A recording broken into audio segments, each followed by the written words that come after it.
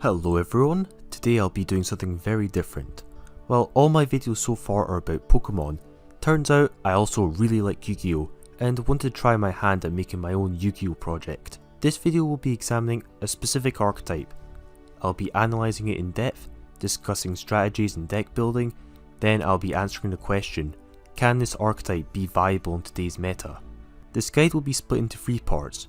The first part will be analysing all the archetypal cards, very much like Rank 10 Yugioh, who, by the way, I really like his channel. The second part will be about in-depth deck building, combos and tech choices, like actually teaching you how to use the deck in real life.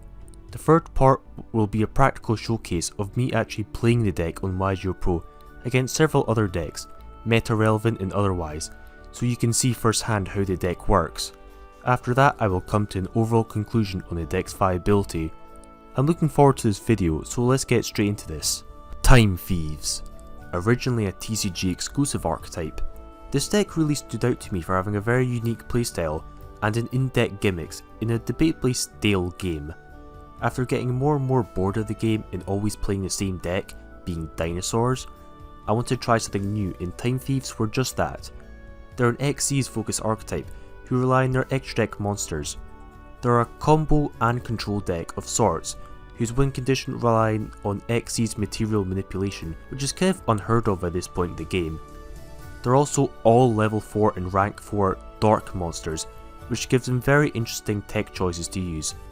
The Xyz boss monsters gain advantage by attaching and detaching materials of different card types.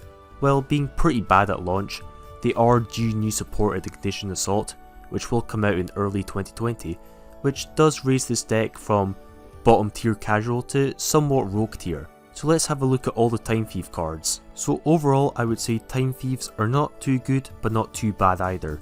They have some good cards but need a bit more support to be really viable. The first card of the archetype is Time Thief Regulator.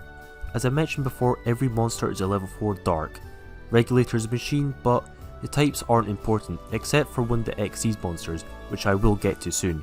Regulator's effect is, if you control no monsters, you contribute this card to special summon 2 different Time Thieves from your deck. It also has a second effect, when an Xyz monster is destroyed by a battle, you can special this card from your grave but banish it when it leaves the field. This is a very strong start to the archetype. The first effect is very powerful and pluses you like crazy. It's basically a better rescue rabbit, specialing 2 monsters for the price of 1. You can special summon Time Thief Winder to search a free card and Time Thief Recorder, who can recur itself to get you even more advantage. Also, what's notable is that this card is a 1 card rank 4. The second effect is just there. I almost never used it in my playtesting, but at least it's some extra comeback power and protection if you need it. Overall, a very solid card. It's a good boy. Just be careful of hand traps and called buys, as Regulator getting interrupted can really hurt you. Cyframe Gamma is good in this deck, as it can negate an Ash Blossom to protect this card, as it tributes itself and leaves the field for cost. So moving on, the next card is Time Thief Winder, and this is also a very good card. If Time Thief Winder is normal or special summoned, you can search any other Time Thief card from your deck to your hand. It also has a neat effect of, you can detach any one XYZ material from your field to special summon this card from your hand. Forgot to mention that all the main deck monsters are hard once per turn, because if they weren't then that would actually be quite dumb. Damn, this is another really solid card. It's a Rota on legs that can special summon itself. You use this card with Time Thief Regulator to gain advantage and can search any card, not just a monster. Its summon condition is also quite unique, as it's the first XYZ material control effect we'll see. If you're going to play this deck, then you will love this card. The third monster isn't as amazing as the first 2, but still a decent card nonetheless. Time Thief Bezel Ship has a quick effect. You contribute this card to target any card from the opponent's graveyard. Attach it to an Xyz monster you control. It has a second effect. You can detach material from Xyz you control, special summon this card from your graveyard, but banish it when it leaves the field. The first effect is interesting and can be solid against several decks that want to have certain cards in their graveyard, like Sky Strikers or Salamangreats for instance. You can steal their resources. Well, I guess it's not called Time Thieves for nothing. It can also special itself back, giving you an extra body to use. One thing to note is that if this card is detached, then it is not banished by its condition, due to some weird ruling, kinda like how Salamangreat Spinny doesn't get banished when it's detached by Mirage Stalio. Overall, this card has some good uses in this deck. Those are the 3 main deck monsters we currently have in the TCG. However, in the Ignition Assault, we are getting one more monster to add to the main deck, and that is Time Thief Recorder. Another decent card that I would definitely recommend adding to the deck when it comes out. Its effect is, at the start of the battle phase, it contributes itself. Any damage you would take that turn gets inflicted to your opponent instead. The effect we really care about is the second one. If an Xyz monster you control leaves the field due to a card effect, you can special summon this card from your graveyard, but banish it when it leaves the field. The first effect is situational and is merely a way to protect yourself for a turn from battle damage. The second special summoning condition is good as it can extend your place by bringing itself back. As the XYZ boss monster can banish itself with its own effect, that will actually trigger this card from your graveyard even if it was just detached, giving you another body to use. This is usually my second Time Thief regulator target, as you'll see in my combo video. And that's it for the main deck monsters. Now we're on to the spell and trap cards, of which there are 2 each. The first spell card of the archetype is Time Thief Hack, a continuous spell card with the following effects. Xyz monsters can't be targeted or destroyed by card effects the turn they are special summoned. Also, you can target an Xyz monster you control. It gains 300 attack for each material attached to it, and if it has material that belong to your opponent, then it can attack directly. To be honest, this card isn't very useful. Its protection effect only matters sometimes, and the whopping 300 attack boosts just aren't going to do very much. You could attack directly several times to deal a lot of damage, and it can protect your Xyz from hand traps like Ghost Ogre, which can screw them over. I would play 1 or 2 since it is necessary to have some Time Thief spells for the later effects we'll examine, but to be honest, it's not a very mandatory card. The last spell card is Time Thief Startup, and it is a quick play. The effect is, it can special summon a Time Thief from hand, and has another graveyard effect of banishing itself to attach 3 Time Thief cards from your graveyard of different card type, being spell, trap and monsters, to an Xyz monster you control. You can only use one of these 2 effects per turn, and only once per turn. Damn, that last clause really hurt this card, making it an okay card rather than a good one. The second effect was almost good, until you realise that you need to have 3 other cards of different types, rather than up to 3 and rather than including itself. Overall, this card is okay. The extra special summon is sometimes necessary when you need to pump out rank 4s, and it is searchable.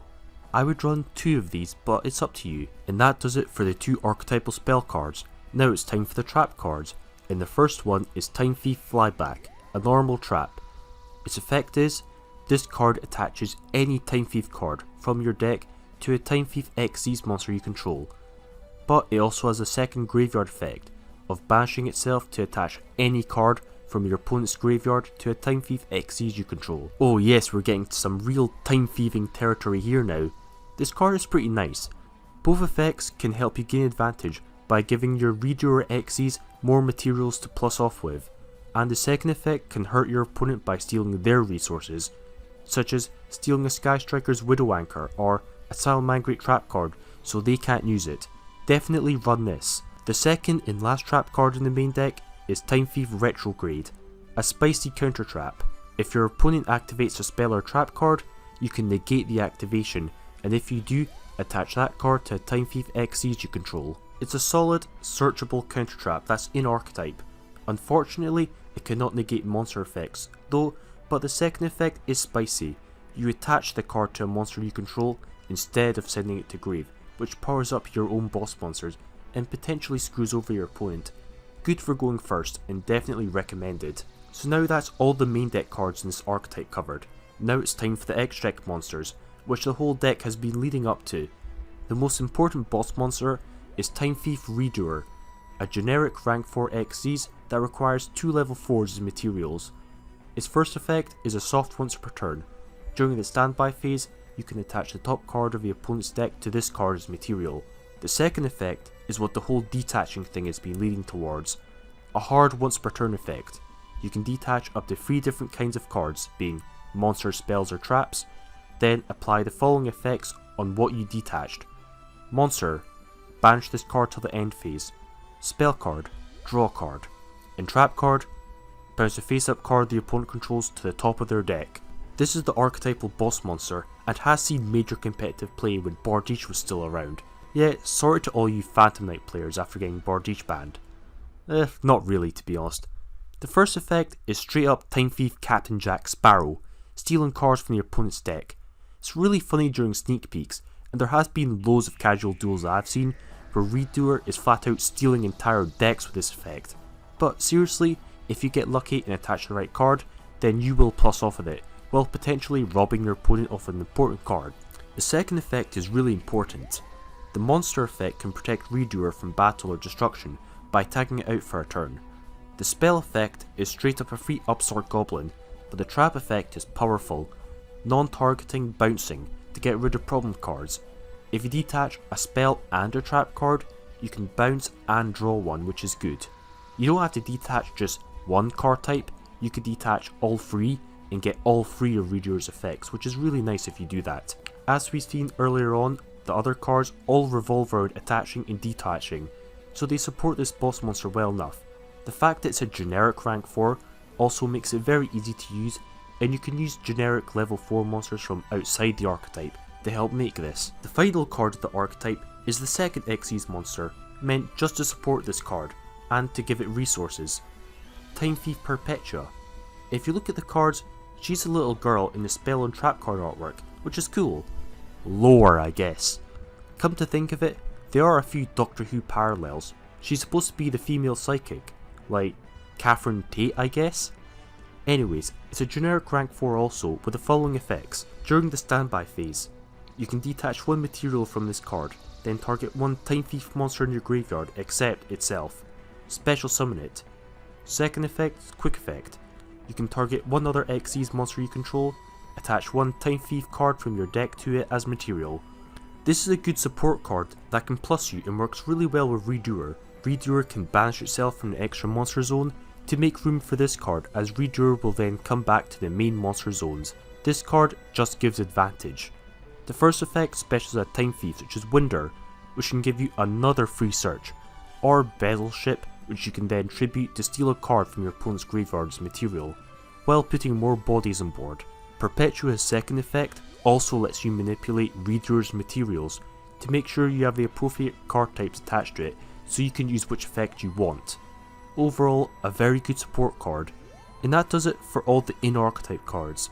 Now before we get to deck building, deck lists and combos, I'll quickly go over some good tech choices you can splash in from outside this archetype. First up is Dangers, particularly Mothman as it's level 4. Chupacabra can also be run, but you need to be careful of it potentially discarding itself. Nessie and Jackalope are also good to search out level 4s from your deck, will also let you dig deeper and draw more. Time Thieves have a few cards that don't mind being in the graveyard anyway, so there's good synergy there. Also, they're all dark attributes, so that's good.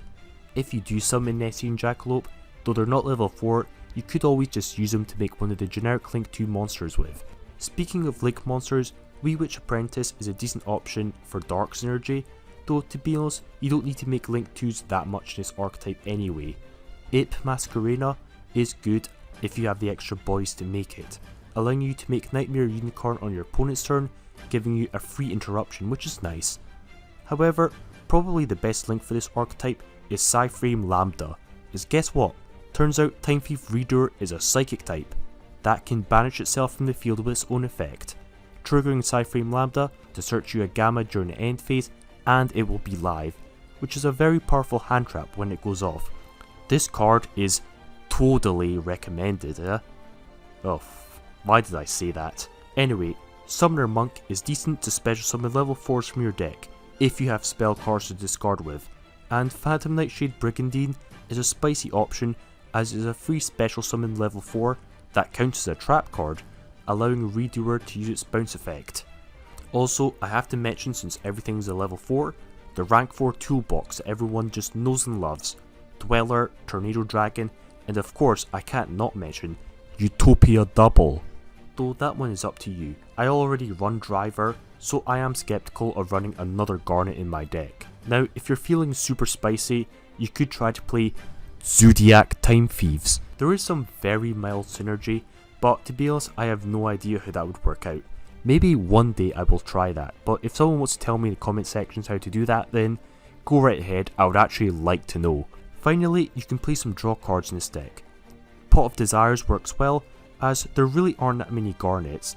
Allures is also good to thin out your deck and get to your regulator more often, which you really want to see. With a lot of the potential tech choices gone through, I'll show you my complete deck list and walk you through it. Here's my final deck list.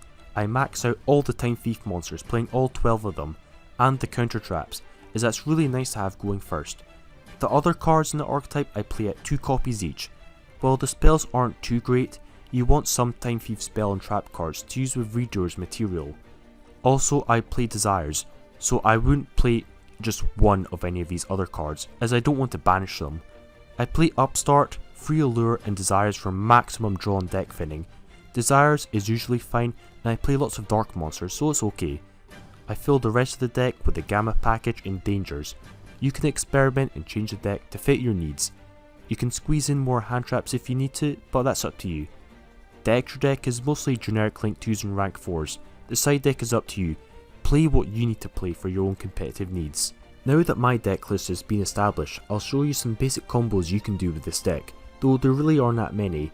Time Thief Regulator really is the easiest way to reach your win condition, which in this deck, the win condition is usually just to have both rank 4s in the field. Flyback and Counter Trap will help you buff your board even more. A standard 2-card combo is Time Thief Regulator plus any other special summonable level 4, like for example Phantom Nightshade Brigandine in hand. Normal summon Time Thief Regulator to special summon Winder and Time Recorder. Then with Winder you can search the Counter Trap. If you already have that in your hand, then you can just search another card like Time Thief Flyback. You overlay those 2 monsters that you just special summoned for Time Thief Reader. You activate Time Thief Reader to detach and bash itself till the end phase. Time Thief Recorder will trigger in the graveyard as an Xyz monster just left the field by a card effect and special summon itself back, giving you another level 4.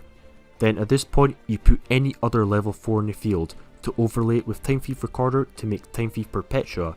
Then you just set the counter trap that you just added. Reader will come back during the end phase, ending you with 2 rank 4s and a counter trap in your field. Then, during the opponent's standby phase, Reader will steal a card from your opponent's top deck, and Perpetua can activate both effects, special summoning Time Thief Winder from grave to then search any other Time Thief for next turn, or you can special summon a Recorder to stop battle damage that turn. Then, Perpetua's second effect will activate to attach a Time Thief card from your deck to Redoer, most likely Flyback to give you an extra interruption during your opponent's turn, and you can set up Flyback's graveyard effect to use later on. So overall, you can end up with 2 negates, a free search and an extra draw if you're lucky, from just 2 cards. Unfortunately, Regulator is unsearchable, which is why I play a lot of draw cards to get to it as much as possible. Unfortunately, that's the best combo the deck can do. You really want Time Thief Regulator to go off, which is why you want to play Cypher Gamma to protect it from Ash Blossom. It is possible to combo without Regulator, but it's not so easy. One way you can do this is a 2.5 card combo, which requires Summoner Monk and a spell discard to use it with, plus either a Time Thief Startup or a Time Thief Recorder in hand. Summoner Monk can special summon Time Thief Winder, which can then search either Time Thief Startup or Recorder, whichever one you don't already have in your hand. Then you start up the special summon Recorder, and then overlay that with Summoner Monk to make Time Thief Redoer. Then you banish Redoer, and then you can special summon Time Thief Recorder again. Then you overlay that with your second level 4 to make Time Thief Perpetua. This combo ends on both rank 4s, but you don't get the extra counter trap, which is kind of a bummer. If you have Summoner Monk plus a spell card and a Time Thief Winder in your hand, you can replicate the first Regulator combo and add a trap card. But to be honest, I didn't like playing Summoner Monk too much, as my build only has 11 spell cards, most of which being draw cards that you really don't want to discard. So Summoner Monk is a good card, but it's really up to you whether you want to play it. There are advantages and disadvantages of using it, so you decide. So with that done, that's it for my combos, so moving on to the next part. As for the deck's playstyle, the deck's consistency is mediocre. You have a few ways to combo off, however, as it's a rogue deck, it is quite fragile. It does not like getting interrupted at all, especially if Time Thief Regulator gets stopped. At that point you're most likely screwed. The deck is somewhat capable of setting up on 1 or 2 negates to hit your opponent at any choke points, like for example hitting Electromite and Pendulums. This deck really is rogue tier unfortunately. It still needs one more wave of support to really make it meta. Now we have our deck ready and we know how to use it, let's test it out against other competent decks to see how good Time Thieves really are and answer the question, can Time Thieves be viable? To find out, I go on yugioh Pro and test it out against a variety of decks. So my first duel in yugioh Pro was against a Chainburn Exodia player who used Mystic Mine. Damn it, I hate that card, but I won easily enough anyway. I set up my full Time Thief combo, plus an additional flyback and a continuous spell, so that's actually a really good turn 1 board for this deck. I negate Mystic Mine and get a bounce, which stuns the opponent enough so that he scoops. I had too much advantage over him anyways, so it didn't really matter that much. It's a good start with this deck I guess. The next duel was really interesting. It was against an Altergeist Spieler. I have a bit of an awkward starting hand, and to be honest, Dangers can add a lot of RNG to this deck, for better or for worse, but I still go for a combo. I get hand trapped twice, but I still manage to end on a redoer and a counter trap. Then luckily, I steal a personal spoofing from the top of his deck. To be honest, 2 interruptions through 2 hand traps is actually not too shabby. Redoer bounces his normal summon Meloseek, so that stops momentum completely. I also counter trap his Solemn Judgment, meaning the opponent halved their life points for nothing, while Redoer got an extra free material for free. Thanks I guess. Now the next duel on the other hand was some crazy heart the card stuff. I went second against Lunalite Orcas, which by the way are still insane even after the ban list. They go first, make Azathoth, Curious, Dweller and all this Orcas disgustingness. I don't like Dweller too much and I have Psyframe Driver in hand, which sucks. I prepare to lose here as I can't see a solution to win for this board. However, the heart of the cards answer my call and give me what I need. I top deck Gamma on my turn, which is usually bad to draw a hand trap in your turn, but here it saved me completely. I negate and pop his Dweller and special 2 bodies, which I use to make Lambda. I then luckily draw into another Gamma as I use Allure and Desires to dig deep into my deck. I somehow manage to play through and make Redoer. As my opponent tries to special Dingirsu, I use my second Gamma again to negate the summon. I never even knew that Gamma was not once per turn, which is kind of silly. I make an Omega this time, beat down his monsters, then Omega does what it does best. As they try to use Gizmek or Roche from their graveyard, I realised I had a third Gamma in my hand, and I used it again to stop it. Damn, 3 Gammas in 1 turn. The flex was clearly too much as my opponent forfeited. This was a crazy duel and I was really surprised that I managed to win. To be honest, that was lucky, and my opponent would have won if they had the Orcus counter trap, but they searched the field spell instead. However, not all my duels were so successful. I lost more than I won overall against meta decks, like for example against his Thunder deck. I make my full combo and bail out a few cards from my opponent, which is pretty good, and I bounce his normal summon.